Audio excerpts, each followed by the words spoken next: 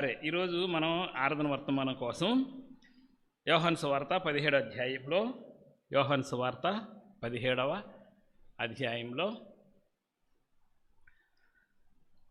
నేను రెండు వచనాలు చెప్తాను. ఫస్ట్ నేను చదువుతాను, సెకండ్ మీరు చదవండి. అట్లాగా మీరు చదివినవి మాత్రమే నోట్ చేసుకోండి. మీరు చదివిన వచనాలు మాత్రం నోట్ చేసుకోండి. ఎందుకంటే కంటిన్యూషన్ కోసం నేను ముందు చదువుతున్నాను. నేను ఫస్ట్ చదువుతాను చెప్పి మీకు, రెండోది మీరు చదవండి. మీరు చదివినయే నోట్ చేసుకోండి, ఎందుకంటే మన ఆరాధన వర్తమానానికి ఈరోజు తీసుకునే వాక్యాలు అవే కాబట్టి. సో 17వ అధ్యాయంలో 2వ వచనము 3వ వచనం నేను రెండు చదువుతున్నాను. నీ కుమారుడు నిన్ను మహిమపరచినట్లు నీ కుమారుని మహిమపరచుము. నీవు నీ కుమారునికి ఇచ్చిన వారిని అందరికీ ఆయన నిత్య జీవమును అనుగ్రహించినట్లు సర్వ శరీరుల మీద ఆయనకు అధికారం ఇచ్చితివి. ఇప్పుడు 3 మీరు చదువు.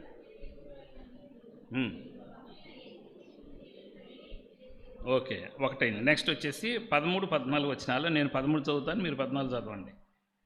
ఇప్పుడు నేను నీ యొద్దకు వచ్చుచున్నాను, నా సంతోషము వారి యందు పరిపూర్ణమగునట్లు లోకములందు ఈ మాటలు చెప్పుచున్నాను.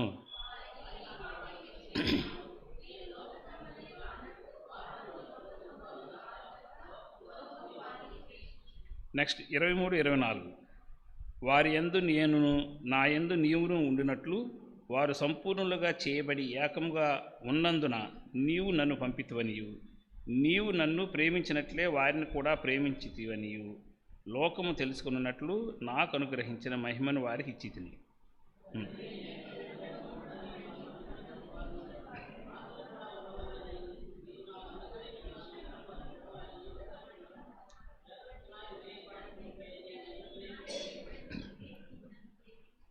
చాలా చిన్న ప్రార్థన చేసుకుందాం. ప్రేమ కలిగిన తండ్రి, పరిశుద్ధుడైన ప్రభువా, నీ మహాప్రేమలో నీ కృపలో మమ్మల్ని అందరినీ జూనియర్లో ప్రవేశపెట్టి ఇది 3వ పునరుద్ధాన దినమందు నీ ఆలయంలో చేరి నిన్ను ఆరాధించడానికి, నీ వాక్య వెలుగులో మరొకసారి మా బ్రతుకులు సరిచేసుకోవడానికి మమ్మల్ని ప్రేమించి మీరు అనుగ్రహించినటువంటి సమయంకై నీకు హృదయపూర్వకంగా వందనాలు చెల్లిస్తున్నాను. దయగలిగిన తండ్రి ప్రభువా, మీరు నిరంతరం ఆరాధనకు యోగ్యులు.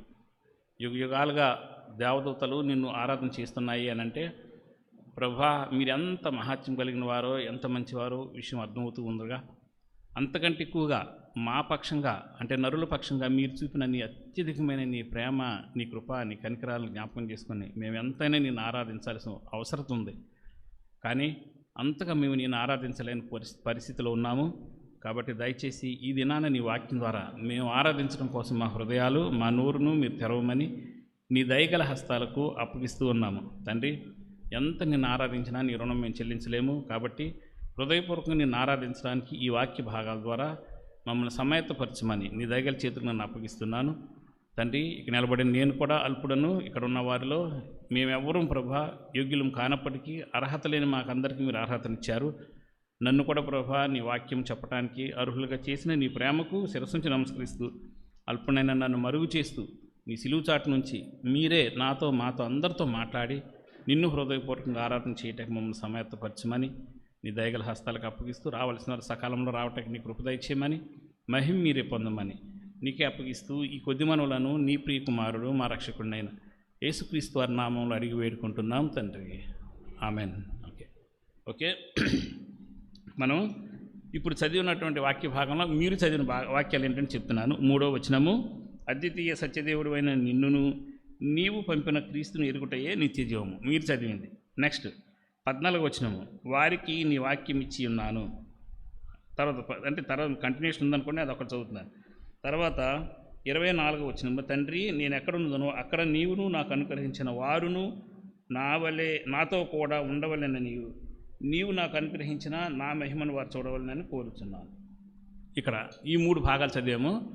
సో ఇది ఏంటి ఈ 3 భాగాలు అనంటే, మనం జాగ్రత్తగా గ్రహిస్తే క్రైస్తవ జీవిత పునాదికి 3 ప్రధానమైన దశలు ఉన్నాయి. క్రైస్తవ జీవిత పునాదికి లేకపోతే వారి కొనసాగింపుకు 3 దశలు ఉన్నాయి. ఆ దశల్ని ఏమంటారంటే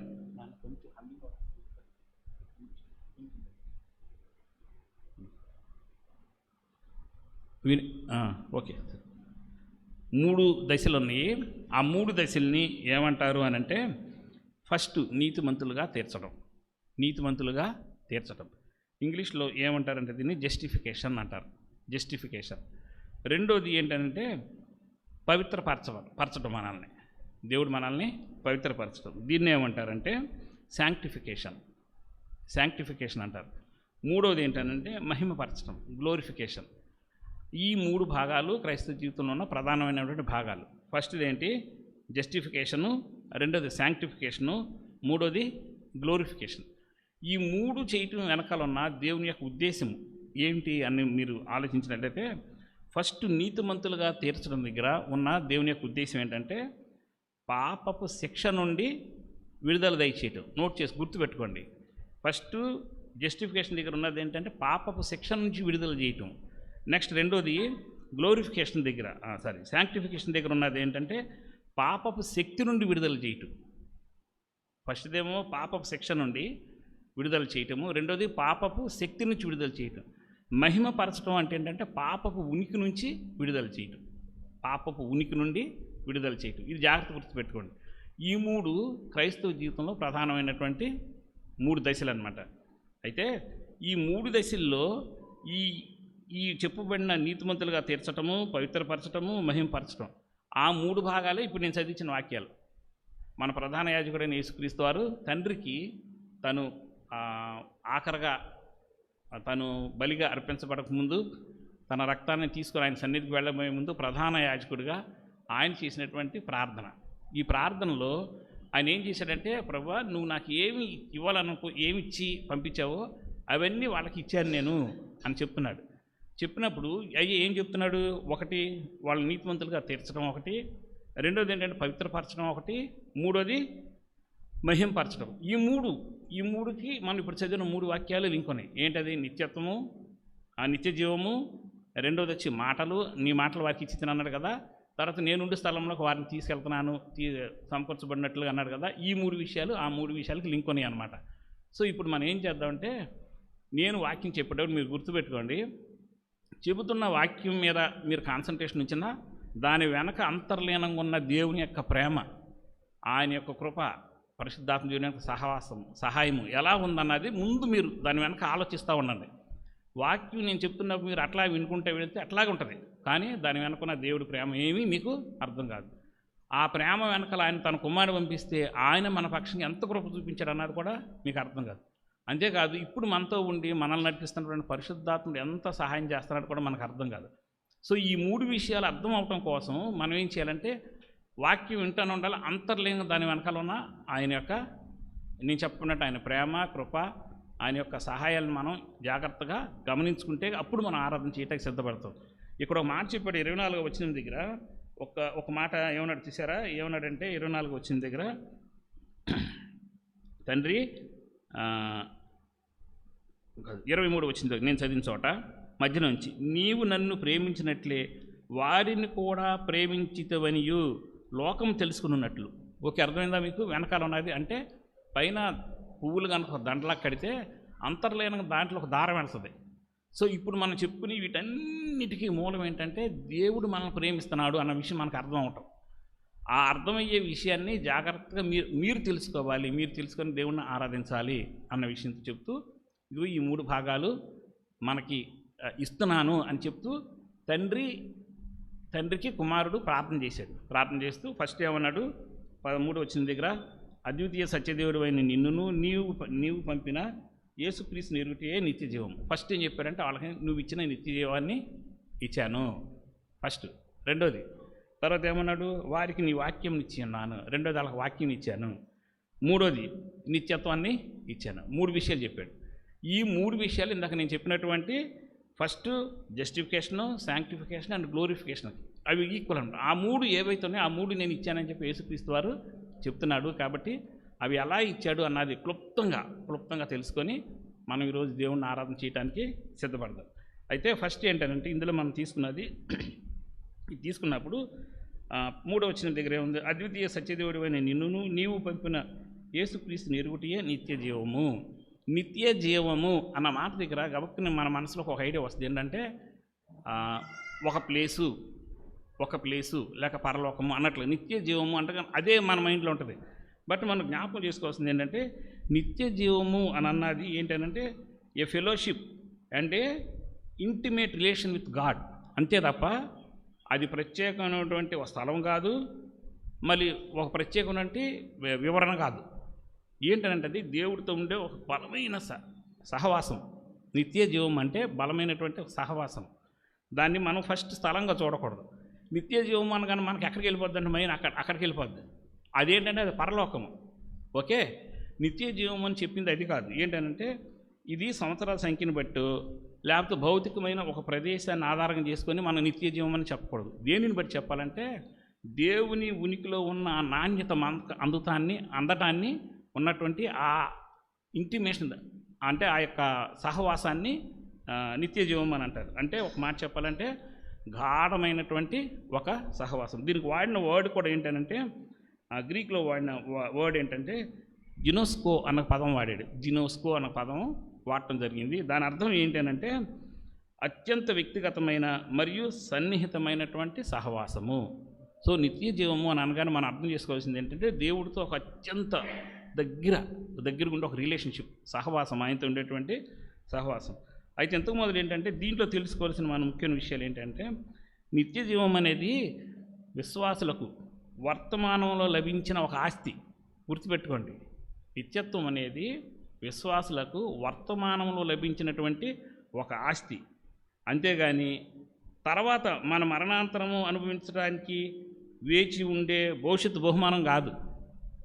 అర్థమవుతుందని చెప్పేది? వర్తమానంలో మనకి ఇవ్వబడిన ఒక బహుమానం ఏంటది?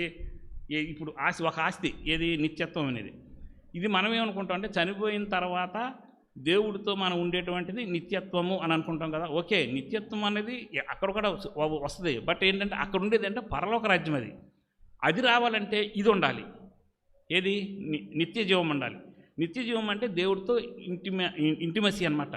క్లోజెస్ట్ ఇంటిమసీ, బాగా దగ్గర సహవాసం ఉంటే ఇది ఉంటే అది ఉంటుంది. సో దీనిని బట్టి దాన్ని లెక్క పెట్టాలి తప్ప దానిని తీసుకొని దీన్ని తీసుకోకూడదు. సో ఎప్పుడైనా సరే నిత్య జీవం అనగానే ఇప్పుడు మన ప్రభు ఇచ్చినటువంటి గొప్ప ఆస్తి ఏదంటే భూమి మీద మనకి ఆయనతో సహవాసము, నిత్య జీవం, ఆయనతో అత్యంత దగ్గరగా ఉండేటువంటి ఆ సహవాసం. ఓకే, ఆయనతో కలిసిపోయి మింగిలైపోయే అంత ఆ సాన్నిహిత్యం మనకి. ఇది భవిష్యత్తులో మనం ఏదో చేస్తున్నాము, అప్పుడు వస్తుందని చెప్పి మీరు అనుకొని ఇప్పుడున్న దాన్ని ఇప్పుడు మనం పోగొట్టుకోకూడదు. ఓకే, నెక్స్ట్ రెండో విషయం ఏంటంటే దీని అర్థం ఏంటంటే ప్రతిరోజు ఆయనతో నడవటము, ఆయనతో సంభాషించటము, ఆయనతో మన జీవితాన్ని పంచుకుంటాము, ఆయనలో మన జీవితాన్ని కట్టుకుంటాం. ఇది మెయిన్ అసలు నిత్య జీవము అని అన్నప్పుడు ఇవ్వబడినటువంటి అసలు వర్డ్. అంటే దేవుని జీవము నిరంతరం నీలోకి ప్రవహిస్తూ ఉండటము, ఆ జీవంతో నువ్వు జీవించి జీవం కలిగిన ఆయన రాజ్యంలో, పరలోక రాజ్యంలో మీరు ఆయనతో పాటు ఉండబోవటం అది వేరే విషయం. కానీ అసలు ఏంటంటే ఆయన నుంచి జీవంలో ఉండటం, ఇది మెయిన్ దీని అర్థం. దీన్ని ఏమన్నాడంటే నిత్య జీవము అని అన్నాడు. అయితే దేవుడు ఈ నిత్య జీవాన్ని ఇవ్వాలి అంటే ఇందాక మనం చెప్పుకున్నటువంటి జస్టిఫికేషన్కి ఎట్లా సంబంధం ఉంది? ఎట్లా ఉందంటే దేవుడు నిత్య జీవాన్ని మనకి ఇవ్వాలి అని అంటే ముందుగా పాపి అయిన మానవుడు ఎప్పుడు కూడా దేవుడు యాక్సెప్ట్ చేసే స్థాయిలో లేడు, ఉండబోడు. ఇది వాస్తవమైన విషయం. కానీ ఇప్పుడు మనకి నిత్య జీవము, ఆయన నుంచి జీవం ప్రవహించాలి మనకి. ఏమన్నాడు? ఆదియందు వాక్యం ఉండెను, వాక్యం దేవుని యొద్ద ఉండెను, వాక్యం దేవుడై ఉండెను, ఆయనలో జీవం ఉండెను అన్నాడు. సో ఆ జీవం మనకి రావాలన్నమాట. అదే నిత్యం మనకు వస్తూ ఉండేదే నిత్య జీవం. ఈ నిత్య జీవం ఏం చేస్తుందంటే మనకి యుగాలు ఆయనతో ఉండే అవకాశాన్ని మనకి కల్పిస్తుంది. కల్పించే చోట ఇప్పుడు ఏంటంటే మనం ఈ నిత్య జీవము దగ్గర మనము ఏం చేస్తున్నాము? దేవుడితో సహవాసానికి వచ్చినప్పుడు నీతిమంతులుగా తీర్చబడితేనే నిత్య జీవం అనేది ఆయన నుంచి మన దగ్గర నుంచి వస్తుంది. అంటే మన పాపం క్షమించబడితే, మనం ఆయన రక్తంలో, ఆయన కుమార్ రక్తంలో కడగబడితేనే ఈ అవకాశం మనకు వస్తుంది. లేకపోతే ఎట్టి పరిస్థితుల్లోనూ ఆ అవకాశం మనకి రాదు. కాబట్టి ఇప్పుడు జస్టిఫికేషన్ అన్నది జరిగితేనే నిత్య జీవం అనేది నీకు వస్తుంది. కాబట్టి ఫస్ట్ దేవుడు చెప్పినటువంటి జస్టిఫికేషన్ ఉన్నట్టు మెయిన్ పాయింట్ ఏంటంటే మనల్ని పరిశుద్ధులుగా తీర్చడం. పరిశుద్ధులుగా తీర్చడం అంటే ఏంటంటే జస్టిఫికేషన్ అన్నప్పుడు స్థాయి అనమాట. దేవుణ్ణి సంతృప్తిపరచడం. దేవుని సంతృప్తిపరచడం అనేది మానవుడికి ఎప్పుడు తన జీవితంలో సాధ్యం కాదు. మానవుడికి పుట్టినే ఒకరికి. అందుకని ఆ సాధ్యం కాని విషయం దగ్గర సాధ్యం చేయటానికి ఆయన పరిశుద్ధుడైన తన కుమారుని లోకానికి పంపించాడు. పంపించడం ద్వారా ఆయన ద్వారా తిరిగి మనకు పరిహారం చెల్లించి మనల్ని నీతిమంతులుగా తీర్చి మనకి ఆయన రక్తాన్ని బట్టి దేవుడు సాటిస్ఫై అయ్యాడు. ఓకే, ఆయన పరిశుద్ధుడైన ఆయన కుమారుని రక్తాన్ని బట్టి సాటిస్ఫై అయ్యి ఆయనతో సహవాసానికి మనల్ని అలౌ చేశాడు. సో ఇప్పుడు ఏంటంటే నిత్య జీవం అన్న దానికి దేంతో లింక్ ఉందంటే జస్టిఫికేషన్తో లింక్ ఉంది. సరే ఒకసారి చూద్దాం, నిత్య జీవం అనేది మనకు అర్హులమా, అసలు మనకు ఎలా వచ్చింది, కాబట్టి మనం ఎందుకు ఆరాధన చేయాలన్నది ఒక 2 విషయాలు మనం జ్ఞాపకం చేసుకుందాం. చూడండి ఒకసారి రోమపత్రిక 3వ అధ్యాయం మనందరికి బాగా కొట్టిన పిండి ఇది, పదే పదే చూస్తాం కదా ఈ వాక్యము. రోమపత్రిక 3వ అధ్యాయము నేను చదువుతాను. 10వ అధ్యాయంలో 3వ అధ్యాయంలో 10వ వచనం దగ్గర నుంచి ఇందును గూర్చి వ్రాయబడినది ఏమనగా 3వ అధ్యాయం 10వ వచనం, నీతిమంతుడు లేడు, ఒక్కడును లేడు, గ్రహించువాడును లేడు, దేవుని వెతకువాడును లేడు, అందరూ త్రోవ తప్పి ఏకముగా పనికిమాలిన వారే, మేలు చేయువాడు లేడు, ఒక్కడైనను లేడు. ఇక్కడ చెప్తూ మనం ఎట్లా ఉంటామో కిందకు వరస చెప్పుకుంటూ వెళ్ళిపోయాడు. తర్వాత మీరు చదువుకోండి ఇంటి దగ్గర అవి విషయాలు. అంటే ఒకే చెప్పాడు, అసలు దేవుడి దగ్గర రావటానికి ఏ అర్హత మీకు లేదు అని చెప్తున్నాడు అక్కడ. రెండోది ఏం లేదు, నీతిమంతుడు లేడు, ఒక్కడం లేడు అని చెప్తూ, గ్రహించువాడు లేడు అంటే వెతకువాడు లేడంటే చెప్తున్న అర్థం కావట్లేదు. ఒకడు దేవుని వెతుకుదాకా ప్రయత్నం కూడా చేయట్లేదు అని అన్నాడు. కాబట్టి ఇవి మనం గుర్తుపెట్టుకున్నప్పుడు మనకి నీతిమంతులుగా తీర్చబడటానికి, అంటే మనము ఇందాక చెప్పినటువంటి నిత్య జీవంలో ఉండటానికి అర్హత అనేది మనకి లేదు అన్న విషయం స్పష్టమవుతుంది. ఎందుకంటే మనం ఒక్కళ్ళు కూడా అట్లీస్ట్ దేవుడి గురించి చెప్పిన వాక్యాన్ని కూడా గ్రహించలేని స్థాయిలో ఉన్నాము అని చెప్తున్నాడు. అలాంటి స్థాయిలో ఉన్నప్పుడు మళ్ళీ మనం సెలెక్ట్ చేసుకోవాలి. సెలెక్ట్ చేసుకోవడం కోసం ఆయన ఏం చేశాడంటే తన కుమారుని లోకానికి పంపించాడని చెప్పాం కదా, అది ఎక్కడ ఉందో మీకు ఒకసారి చూపిస్తాను చూడండి. దానికోసం చెల్లించిన ఎలా పొందుతాము, ఎక్కడ దానికోసం చెల్లించిన మూల్యం ఏంటని. ఎఫెసీయులకు రాసిన పత్రిక 2వ అధ్యాయంలో, రామాలో కూడా ఉంటుంది బట్ ఎఫెసీలో కొంచెం బాగుంటుంది. ఎఫెసీయులకు రాసిన పత్రిక 2వ అధ్యాయంలో 8-9 వచనాల దగ్గర ఒక మాట ఉంటుంది. ఇది కూడా మనకు బాగా తెలుసు. మీరు విశ్వాసం ద్వారా కృపచేతనే రక్షింపబడి ఉన్నారు, ఇది మీ వలన కలిగినది కాదు, దేవుని వరమే. సో ఇప్పుడు మనకు ఈ నీతిమంతులుగా తీర్చబడటం అంటే నిత్య జీవంలో ఉండటం కోసం నీతిమంతులుగా తీర్చబడాలనే ప్రక్రియ దగ్గర నీతిమంతులు అవ్వటానికి నీతిమంతులుగా ఉండటానికి మనకు అర్హత లేదు, నీతిమంతులు కాము. కానీ ఎలా నీతిమంతులుగా తీర్చబడ్డాము అని చెప్తున్నాడు అని అంటే ఏమంటున్నాడు, మీరు విశ్వాసము ద్వారా కృపచేతనే రక్షింపబడి ఉన్నారు, ఇది మీ వలన కలిగినది కాదు. జస్ట్ ఏంటంటే దేవుడు తన కుమారుడిని నీకు బదులుగా నీ స్థానంలో పెట్టడానికి ఆయన పంపించాడు. ఆయనని నీకు బదులుగా బలిగా అర్పించాడు, నీకు బదులుగా ఆయన శిక్ష వేశాడు. ఆ శిక్ష దగ్గర ఆయన పరిశుద్ధమైన రక్తాన్ని నీ పక్షంగా చెల్లిస్తే దేవుడు అంగీకరించాడు కాబట్టి దానిని బట్టి మీరు నీతిమంతులుగా తీర్చబడ్డారు. అంతేగాని మీ క్రియలను బట్టి కానీ, మీ ప్రార్థనలను బట్టి కానీ, మీరు చేసే స్థాయిని బట్టి కానీ ఎట్టి పరిస్థితులు దేవుడి చేత అంగీకరించబడలేదు అని చెప్తున్నాడు. సో ఫస్ట్గా మనం తీసుకున్నట్లయితే నిత్య జీవనకు అర్హులమంటే కాదు, కానీ అర్హత కల్పించింది ఎవరి ద్వారా అంటే దేవుడు తన కుమారుని ద్వారా మనకు నిత్య జీవానికి అర్హత కల్పించాడు. అయితే చెల్లించిన మూల్యం ఏంటి, దానికోసం ఆయన చెల్లించిన మూల్యం ఏంటి అంటే మనల్ని యేసుక్రీస్తు వారిని అంగీకరించడానికి, మనల్ని అందరినీ పాపులమైన మనల్ని అందరినీ దేవుడు యాక్సెప్ట్ చేయడానికి ఆయన చెల్లించిన మూల్యం ఏంటి అన్నప్పుడు పేతురు రాసిన మొదటి పత్రికలో 2వ అధ్యాయంలో 1వ అధ్యాయంలో 18-19 వచనాల దగ్గర ఉంటే నేను చదువుతాను. పేతురు రాసిన మొదటి పత్రిక, పితృపారంపర్యమైన మీ వ్యర్థ ప్రవర్తనను విడిచిపెట్టినట్లుగా వెండి బంగారముల వంటి క్షయ వస్తువుల చేత మీరు విమోచింపబడలేదు కానీ, చూడండి, అమూల్యమైన రక్తము చేత అనగా నిర్దోషమును నిష్కలంకమునగు గొర్రెపిల్ల వంటి క్రీస్తు రక్తము చేత విమోచింపబడితేరని మీరు ఎరుగుదురు కదా అన్నాడు. సో ఇప్పుడు మనల్ని విడిపించడం కోసం ఆయన పరిశుద్ధతను, ఆయన నీతిని, ఆయన న్యాయాన్ని సాటిస్ఫై చేసేది భూమి మీద ఏమీ లేదు. కాబట్టి ఆయనే తన కుమారుని ఏర్పాటు చేశాడు. ఆయన కుమారుని రక్తము ఇప్పుడు దేవుణ్ణి సాటిస్ఫై చేసింది. సాటిస్ఫై చేయబట్టి దానిని బట్టి ఓకే వీళ్ళందరినీ నేను విడుదల చేయటానికి యాక్సెప్ట్ చేస్తున్నాను అని. ఉదాహరణకి మనం ఏంటంటే ఒక శత్రువు రాజుల దగ్గర లేకపోతే ఎవరి దగ్గర మనం బంధింపబడ్డాం అనుకోండి, బంధింపబడిన విడుదల చేయడానికి వాళ్ళతో నెగోషియేషన్స్ చేసి ఏదో చెల్లించాలి. అలాగే ఇప్పుడు పాపము అలాగే సాతాను చేత బంధింపబడిన మనల్ని విడుదల చేయటం కోసం ఆయన కూడాను పేమెంట్ చేశాడు. ఏం పేమెంట్ చేశాడంట, తన కుమారుడైన యేసుక్రీస్తు వారి యొక్క రక్తాన్ని వెలగా అక్కడ చెల్లించాడు. కాబట్టి దానిని బట్టి మీరు విడుదల పొందారు అని చెప్తున్నాడు. సో కాబట్టి ఈ మనం అనుకున్న నిత్య జీవం పొందడం కోసం ఇది వెనకాల ఇంత ప్రాసెస్ జరిగింది. ఈ ప్రాసెస్ అంతా దేని బట్టి అంటున్నాడు? నీవు నన్ను ఎలా ప్రేమించేది వారిని కూడా అలాగే ప్రేమించావు అన్న విషయం వాళ్ళకి అర్థమయ్యేటట్టు చేయి ప్రభు అంటున్నాడు. కాబట్టి మీరు ఆలోచించండి, ఇంత ప్రాసెస్ మిమ్మల్ని రక్షించుకుంటాం వెనకాల, మిమ్మల్ని నీతిమంతులుగా తీర్చి నిత్యజీవం వెనకాల ఇంత ప్రేమను చూపిస్తూ ఎంత ప్రాసెస్ చేశాడు. ఆ ప్రేమ ఎంత అపరిమితంగా ఉందంటే తన కుమారుడినే నీకు బదులుగా నాకు బదులుగా బలికి తీసుకెళ్ళిపోయాడు. ఇది అసలు ఎంత ఎంత ఊహించాలి, మనం జాగ్రత్తగా ఆలోచించాలి. ఎంత ఊహిస్తే మనం ఆయన రుణం చెల్లించగలం? అసలు నీతో అవసరం ఏంటంటే ఏం అవసరం లేదు. అవసరం లేకపోయినా సరే నిన్ను తన హస్తాలతో చేసుకున్నందుకు ఒక్క మాట కోసం నిన్ను పోగొట్టుకుంటాకి ఇష్టం లేక తన కుమారుని బలిగా అర్పించాడు అని చెప్తాడు. సో అంతేకాదు, ఇది చేసిన తర్వాత మనకి నిత్యజీవం ఇప్పుడు ఈ బలియాగం చేయటం మూలంగా నీతిమంతులుగా తీర్చడం మూలంగా మనకి ఏమొచ్చింది అని అంటే ఇప్పుడు నిత్యజీవంలోకి వెళ్ళటానికి అవకాశం వచ్చింది. అంటే ఆయనతో సహవాసం చేయడానికి అవకాశం వచ్చింది.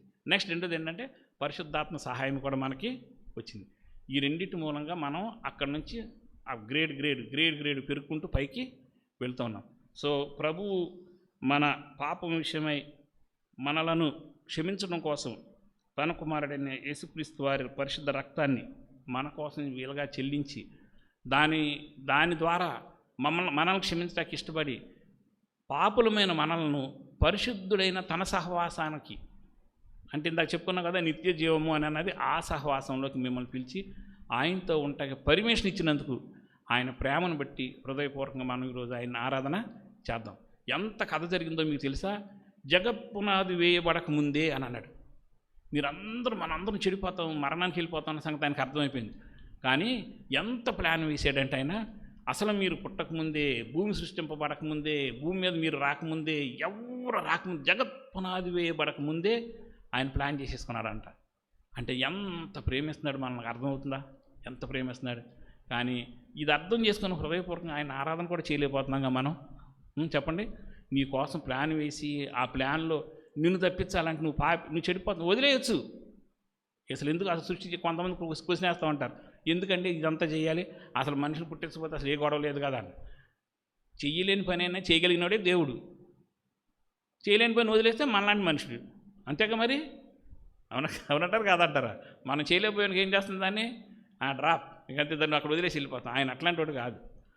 అటు వెళ్ళినా సరే తనను తీసుకురాగలిగిన శక్తి ఆయన దగ్గర ఉంది. అందుకని ఆ శక్తిని రుజువు చేయడం కోసం, దాని వెనకాల నిన్ను ఎంత ప్రేమించాడో అర్థం చేయడం కోసం తన కుమారుని, ఎవరైనా దేవుడై వాక్యమై ఉన్నవాడు, దేవుడై ఉన్నవాడు, సమస్తము ఆయన మూలం కలిగినది ఏది ఆయన లేకుండా కలగలేదన్న ఆ దేవుడైనటువంటి ఆయన కుమారుణ్ణి నీ కోసం బలిగా పెట్టేశాడు. కాబట్టి మనల్ని నిత్య జీవంలో ఉంచడం కోసం అంట ఇంత కార్యం చేశాడు ఆయన.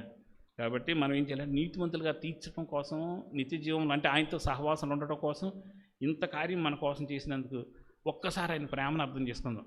ఈ రోజున నువ్వు నేను మిగిలి ఉన్నాము. మనకి ప్రపంచంలో ఎవరికి లేనటువంటి ఒక హామీ ఉంది, ఏంటంటే దేవుడి రాజ్యంలోకి వెళ్తామని. దీని వెనకాల ఉన్నది ఏంటి? మన క్రియలు ఏమైనా ఉన్నాయా? అసలు ఇంతకాలం నుంచి మనం ఉన్నాం. ఏమన్నా పరిశుద్ధత మనలో వచ్చిందా? లేదు. ఏమన్నా ప్రార్థనలు ఎదిగామా? అది లేదు. ఏమన్నా ప్రభుత్వం మంచి బలమైన సహవాసంలోకి వచ్చేస్తున్నామా? అది లేదు. మానక ఎడతెగక వాక్యం చదువుతున్నామా? అది లేదు.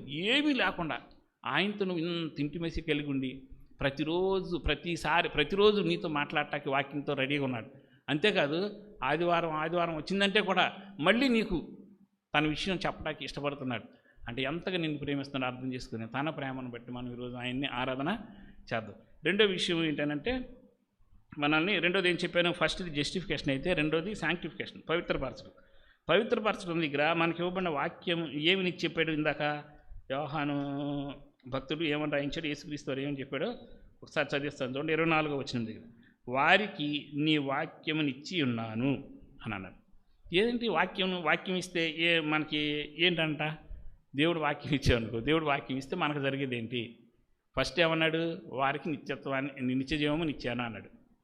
సో అది ఎక్కడొచ్చిందంటే నిత్య జీవం కోసం నీతిమంతులుగా తీర్చి రెడీ చేశాడు అని. రెండోది మనం ఏమన్నా శాంక్టిఫికేషన్ అంటే పవిత్రపరచబట్టడం కోసం అంటే ఆయన ఏం చేశాడంట? నీ వాక్యము వారికి ఇచ్చి తిని అని అన్నాడు. నీ వాక్యమును వారికి ఇచ్చి తిని అన్నాడు. అసలు ముందు ఈ వాక్యము చూడు, ఒక మాట మీరు చదివేస్తే ఇంకో మాట 17 వచనం చదవండి మీరు. యోహాను సువార్త 17 అధ్యాయము 17 వచనం దగ్గర సత్యమందు వారిని ప్రతిష్ఠ చేయము, నీ వాక్యమే సత్యం అంటున్నాడు. ముందేమన్నాడు, వాళ్ళ వాక్యం ఇచ్చాను, ఆ వాక్యము మనకేముందంటే వాక్యమందు అని ఉంది. ఓకే, కింద ఫుట్నోట్లో ఏముందంటే సత్యము వలన అని ఉంది.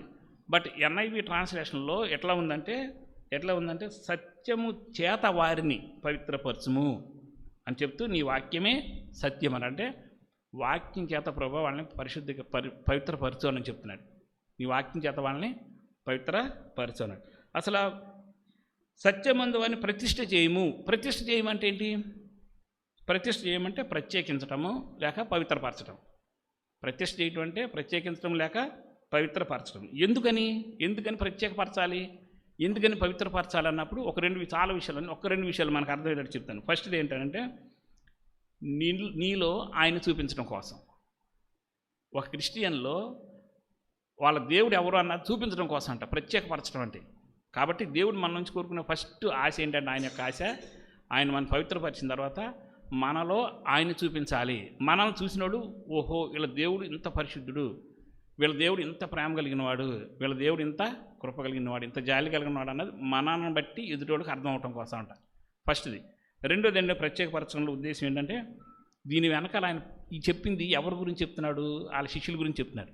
వాళ్ళందరూ రేపు పరిచర్యకి రావాలి. పరిచర్యకు వచ్చేవాడు, ప్రభువులోకి వచ్చేవాడు, ప్రభువుని అంగీకరించిన వాడు ప్రతి ఒక్కడు కూడాను, అంటే విశ్వాసులందరూ కూడా అంతే. మీరు లోకంలోకి వెళ్ళాను అన్నాడు కదా, అందరినీ అంటే మనందరూ కూడా బాధ్యత ఉంది. ఏది? వాక్యం చెప్పాల్సిన బాధ్యత. ఈ బాధ్యత దగ్గర మనం వెళ్ళి పరిచర్య చెయ్యాలి అని అంటే మనం ప్రత్యేకింపబడాలి, పరిశుద్ధీకరింపబడాలి. ఇది రెండో విషయం. రెండోది ఏంటంటే లోకం యొక్క పాపం యొక్క శక్తి నుంచి, ఉనికి నుంచి మనల్ని రక్షించడం కోసం. ఈ మూడిటి కోసం దేవుడు వాక్యాన్ని ఇచ్చాడంట. ఓకే, జాగ్రత్త ఉన్నారు, గుర్తుంది కదా. ఫస్ట్ది ఏంటి? ఆయనను మనలో చూపించడం కోసం ఆయన వాక్యాన్ని ఇచ్చాడంట, పవిత్రీకరించి పరిశుద్ధీకరించి. రెండోది పరిచర్యకు సిద్ధపరచడం కోసం ఇచ్చాడంట. మూడోది పాపము నుండి లేకపోతే లోకము నుండి విడిపించి రక్షణ ఇవ్వడం కోసం వాక్యం ఇచ్చాడంట. ఈ మూడు పనులు వాక్యం మన జీవితంలో చేస్తూ ఉంటాయి. ఎప్పుడు మీరు అనుకున్నట్టు ఊరికే వచ్చి వాక్యం విని అట్లా వెళ్ళిపోదాం అనుకుంటున్నారు, కానీ జాగ్రత్త ఉంటుంది. దాని వెనకాల ఆయన ఎంత ఆశపడుతున్నాడు. నీ వాక్యాన్ని వారికి ఇచ్చాను అని అంటే ఎందుకు ఇచ్చానంటే వాళ్ళు నిరంతరం నిన్ను చూపించడం కోసం ఇచ్చాను. వాళ్ళు నిరంతరము నీ పరిచర్య కోసం సమయత్తపడటం కోసం ఇచ్చాను. వారు నిరంతరం పాపం నుంచి లోకం నుంచి విడిపించబడటం కోసం నీ వాక్యాన్ని ఇచ్చాను అన్నాను. అందుకని ఎవరు ఇదిగో దీంతో ఫుల్గా ఇంటిమసీ కలిగి ఉంటారో వాళ్ళు ఎప్పుడు తను రక్షించుకుంటానే ఉంటారు, సరి చేసుకుంటానే ఉంటాడు. ఒక అవకాశం వాళ్ళకి వస్తానే ఉంటుంది. అందుకని ఏం చెప్పాడో 2-3 మాటలు మీకు నేను చూపిస్తాను. ఈ వాక్యం గురించి చెప్పి నేను ముగిస్తాను. ఇంకా మూడోది ఆపేద్దాం వాళ్ళకి. ఫస్ట్ చూడండి, తీతు పత్రికలో 2వ అధ్యాయంలో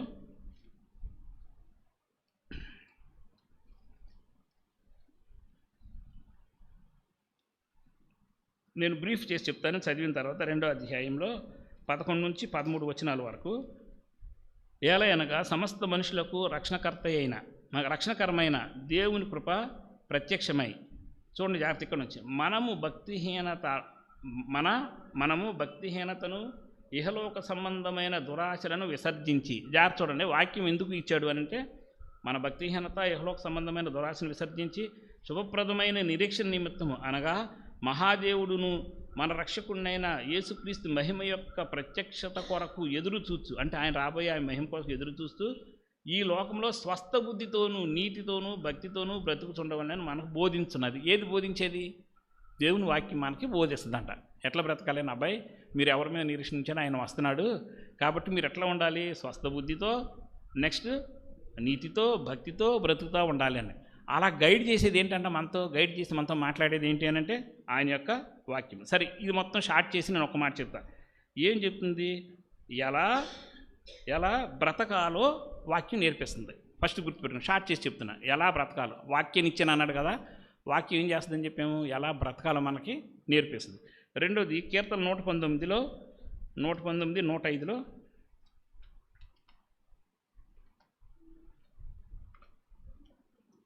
నూట 105లో ఒక మాట చెప్తాడు. నీ వాక్యం నా పాదములో ఒక దీపమును నా త్రోవలకు వెలుగునై ఉంది. ఇందాకేమో ఎలా బ్రతకాలో నేర్పిస్తుంది, ఈసారి ఏం చేస్తుందంటే ఎలా నడవాలో చూపిస్తుంది. నీ వాక్యం నా పాదంలోకి దీపము, నా త్రోవలకు వెలుగుందని. నేను ఎక్కువ వెళ్ళను, కట్ చేసేస్తున్నాను. దీని మీనింగ్ ఏంటంటే ఎలా నడవాలో నేర్పిస్తుంది. అంటే ఇందాకేం చెప్పాను, ఎలా బ్రతకాలో బోధిస్తుంది, ఎలా నడవాలో నేర్పిస్తుంది.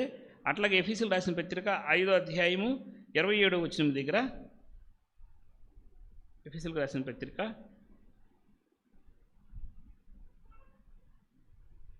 5వ అధ్యాయము 27వ వచనం దగ్గర